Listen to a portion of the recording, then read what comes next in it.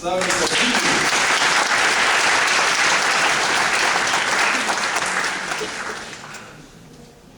шеф-диригент и наиглавный режиссер народного позорища Иркутского народного ансамбля казаков, кое ради унаволено у Сибири, член запредседничества «Златный Витязь», наш театральный фестиваль, исто как и Иван.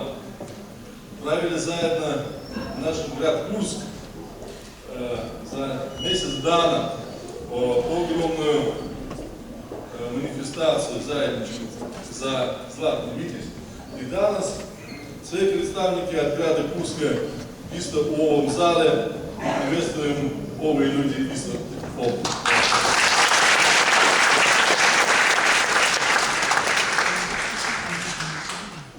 Я сам желаю доказать два слова в смысле.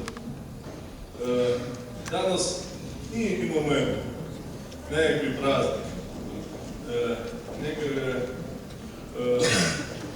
огромная личность до свих за нас, со своими нашими сонародниками, добичи овде заедно в Курском доме. А и овой тренуток, овой момент, именно свете, что мы знаем, и что видя на наши православные братья. И в том смысле желаем да, направить новый концерт, свои наши мысли, свои наши препороки, свои наши захтели на наш братский православный народ, сырский православный народ, на овой страданный овой народ, который данный в 21 веке и момент оказался у автономном крае после этого. Посвятим наши молитвы и наши свои желания, да помогли нашим братьям там.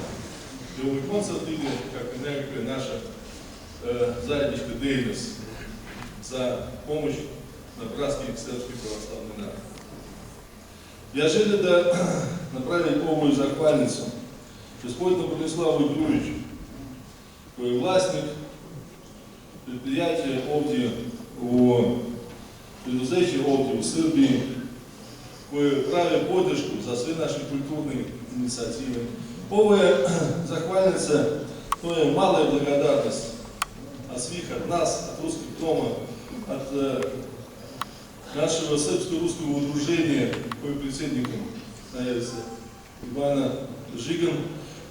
Знаем, что в овом зале имamo представника от исто ового сербско-русского удружения и дадим овую захвальницу за представника господина Бронислава Юрьевича, кое обезбедил могучность в многом смыслах за гастроли, за путование нашего коллектива казаков овде у Сербии и Республику Сербскую. Хвала Богу.